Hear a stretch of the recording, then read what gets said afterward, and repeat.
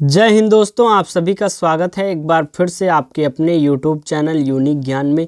आज हम BA first semester geography अर्थात भूगोल के चैप्टर 8 को देखेंगे, जिसमें हमें पढ़ना है भूकंप अर्थात अर्थक्वेक के बारे में। इसके पहले के 7 चैप्टर्स हमने बहुत ही अच्छे तरीके से देख लिए हैं, साथ ही साथ उसका नोट्स भी हमारे टेलीग्राम चैनल पर प्रोवाइड है। अगर आपने नहीं देखा तो यूट्यूब चैनल हमारा यह जो है इस पर विज़िट कीजिए, आपको प्लेलिस्ट मिल जाएगी BA first semester geography classes, जहां पर सिलेबस के साथ साथ सभी चैप्टर्स आपको उपलब्ध मिल जाएंगे। तो वहां से आप देख सकते हैं, और रिवीजन के लिए या फिर नोट्स बनाने के लिए आप पीडीएफ नोट्स हमारे टेलीग्राम चैनल पर मिल जाएगा, आपको वहां से प्राप्त कर सकते हैं। अगर आप चैनल पर नए हैं तो चैनल को सब्सक्राइब कर लीजिए, क्योंकि आपका जो सिलेबस है यहाँ पर पूर्णतः कंप्लीट कराया जाएगा। साथ ही साथ आपके मॉडल पेपर भी बताए जाएंगे, जो प्रीवियस ईयर क्वेश्चन हैं उनसे भी आपको एक बार परिचित कराया जाएगा, जिससे आपको एग्जाम में आसानी हो। तो चलिए देखते हैं भूकंप आखिर होता क्या है, भूकंप कहते किसे हैं। भूकंप कुछ समय पहले जो है वह आया हुआ था, जिसका केंद्र था नेपाल। किसने किसने भूकंप महसूस किया था वह कमेंट करके अवश्य बताएं। तो चलिए देखते हैं भूकंप के बारे में। भूकंप जो है वह पृथ्वी सतह का एक कंपन या दोलन है। भूकंप क्या है? पृथ्वी सतह का एक कंपन या दोलन है, जो पृथ्वी की सतह के नीचे के चट्टानों की लोच या आइसोस्टैटिक समायोजन के कारण होता है। पृथ्वी की सतह के नीचे जो चट्टानें हैं या उसका जो सतह है उसमें समायोजन के कारण होता है। क्या होता है? भूकंप आता है। अधिकांश भूकंप आमतौर पर भ्रंशों के साथ अचानक होने वाली हलचलों के कारण उत्पन्न होते हैं। जो अधिकांशतः आमतौर पर हम देखें जो भूकंप आता है वह अचानक से भ्रंश के साथ जो हलचल होता है, उसकी सतह में हलचल जो होता है भ्रंशों में, उसी के कारण भूकंप आते हैं। भूकंप वर्ष के किसी भी समय, दिन या रात के किसी भी समय आ सकता है। अर्थात भूकंप का कोई भी समय निश्चित नहीं होता, वह दिन रात या कभी भी किसी भी समय आ सकता है। इसका झटका देने वाला प्रभाव होता है। इसका प्रभाव कैसा होता है? झटका देने वाला। फॉल्ट प्लेन के साथ उपसतह क्षेत्र जहां भूकंपी तरंगे शुरू होती हैं, भूकंप का फोकस या हाइपोसेंटर कहा जाता है। जैसे कि एक प्रकार से हमारा जो कुछ समय पहले भूकंप आया, नेपाल उसका केंद्र था, अर्थात वहाँ से ये जो तरंगे शुरू हुई थी वहीं से शुरू हुई थी, इसलिए उसे क्या कहा जाता है? सेंटर, केंद्र कहा जाता है। फोकस के ठीक ऊपर सतह का क्षेत्र भूकंप का केंद्र कहलाता है। जो आंतरिक भाग होता है उसे वहाँ का परिकेंद्र कहते हैं, और जो जहाँ का आता है वहाँ पर जो ऊपरी सतह होती है वह भूकंप का केंद्र कहलाता है। ऊर्जा के त्वरित विमोचन के कारण पृथ्वी की सतह कंपन करती है। ऊर्जा जो उसके आंतरिक भाग में होता है, उसके जो त्वरित विमोचन उसका होता है, उसी का परिणाम होता है जो पृथ्वी की सतह एक बार कंपन करती है। भूकंप की तरंगे अधिकेंद्र से बाहर की ओर फैलती हैं। ये भूकंप तरंगे ग्रह की सतह पर तबाही मचाती हैं। सबसे अधिक क्षति भूकंप के केंद्र के सबसे नज़दीक होती है, अर्थात जहाँ पर केंद्र होता है उसका, वहाँ पर सबसे अधिक क्षति होती है, सबसे ज़्यादा नुकसान होता है। जैसा कि नेपाल में हुआ, 180 लोगों की मृत्यु हो गई थी। और जैसे जैसे उससे दूर जाता है भूकंप की गंभीरता कम हो जाती है। हमारे देश में, हमारे क्षेत्र में उसकी एक प्रकार से क्षति बिल्कुल मात्र भी नहीं हुई थी, बस उसका प्रभाव थोड़ा बहुत दिखाई दिया था। भूकंप के प्रकार के बारे में अब हम जानेंगे। भूकंप हमारे कितने प्रकार के होते हैं? कारकों के आधार पर वर्गीकरण। प्राकृतिक भूकंप वे होते हैं जो प्राकृतिक क्रियाओं अर्थात अंतर्जात प्रक्रिया के कारण आते हैं। इन्हें हम आगे देखेंगे। हमारा पहला है टेक्टोनिक भूकंप। कौन सा भूकंप? टेक्टोनिक भूकंप। वे भ्रंश गतिविधियों के दौरान चट्टान ब्लॉकों के विस्थापन के कारण होते हैं। सबसे यह आम है, जो टेक्टोनिक भूकंप है वह सबसे ज़्यादा आम है, टेक्टोनिक भूकंप। ये किसी भ्रंश तल पर चट्टानों के फिसलने के कारण उत्पन्न होते हैं। उदाहरण 2001 में गुजरात का भूकंप जो था वह कैसा भूकंप था? टेक्टोनिक भूकंप था। दूसरा हम बात करेंगे ज्वालामुखी भूकंप।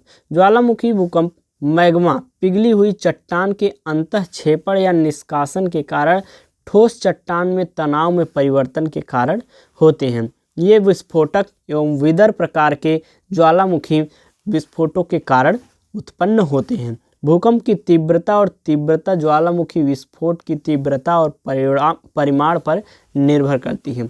अर्थात जो वहाँ पर ज्वालामुखी विस्फोट हुआ उसकी तीव्रता कैसी है उस पर ही भूकंप की तीव्रता निर्भर करती है।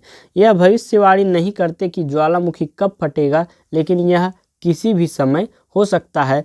उसी प्रकार भूकंप भी किसी समय आ सकता है।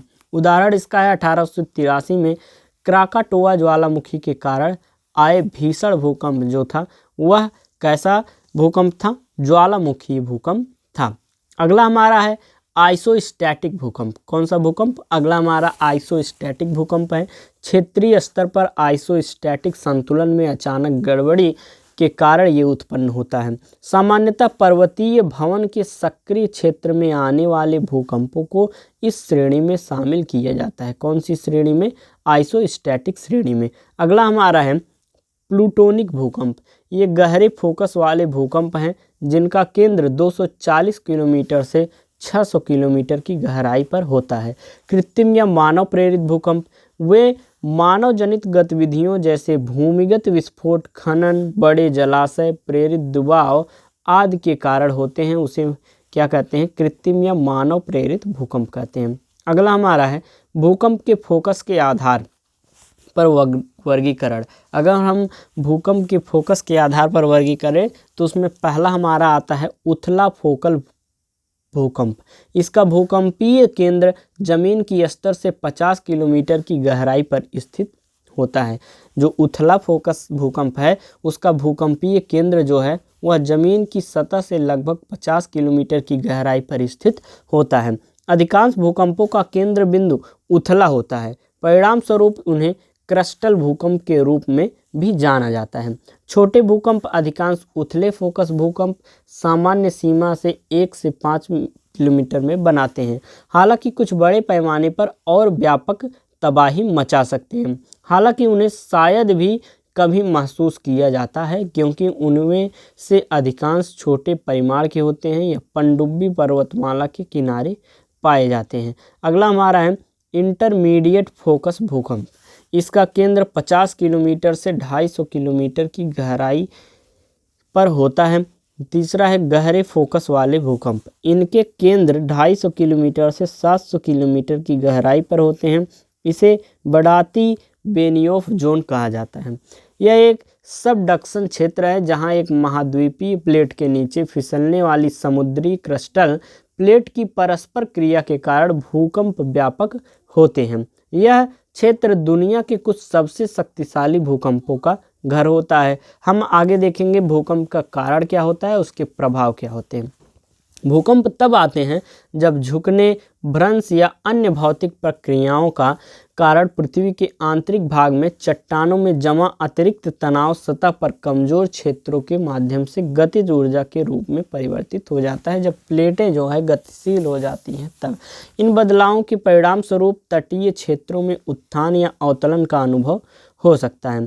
प्लेट्स के टेक्टोनिक सिद्धांत को भूकंप के कारणों की सबसे संभावित व्याख्या के रूप में स्वीकार किया गया है। इस सिद्धांत के अनुसार पृथ्वी की परत ठोस गतिमान प्लेटों से बनती है। ये प्लेटें पृथ्वी के भीतर से उत्पन्न होने वाली तापीय संवहन धाराओं के कारण लगातार एक दूसरे के सापेक्ष गतिमान रहती हैं। इस प्रकार सभी भूकंपीय घटनाएं इन गतिशील प्लेटों की सीमाओं के साथ घटित होती हैं और भूकंप के परिणाम स्वरूप आकृति में परिवर्तन, नदी मार्ग, समुद्र तट परिवर्तन, ग्लेशियर वृद्धि, भूस्खलन, मिट्टी का खिसकना, बड़े पैमाने पर बर्बादी और अन्य प्रभाव हो सकते हैं। प्रभाव कौन कौन से हैं?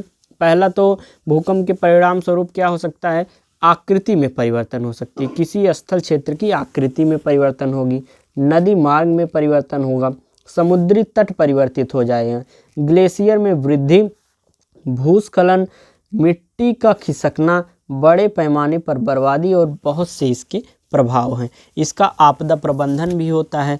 भूकंप से बचने के लिए अभी हमारी सरकार ने क्या किया है, किसी भी आपदा से बचने के लिए लोगों को पहले से ही नोटिफिकेशन के लिए मोबाइल में व्यवस्था की है। जब भी कोई आपदा आएगी आपको एक प्रकार से वाइब्रेशन होगा आपकी मोबाइल में और आपको नोटिफिकेशन मिल जाएगा कि कौन सी आपदा आने वाली है, जिससे आप उससे बचने के लिए प्रबंधन पहले से ही सतर्क रहें और प्रबंधन कर सकें। तो छोटी छोटी जो एक प्रकार से सोच है किसी भी आपदा से बचने के लिए, सभी हमारे लिए ज़रूरी हो जाता है। तो यह था आपका चैप्टर भूकंप, जिसमें आपने अर्थक्वेक भूकंप के बारे में अच्छे से जाना। अगला चैप्टर आपका जल्द ही आएगा, तब तक वीडियो को लाइक कीजिए, दोस्तों के पास शेयर कीजिए। धन्यवाद, मिलते हैं अगले वीडियो में।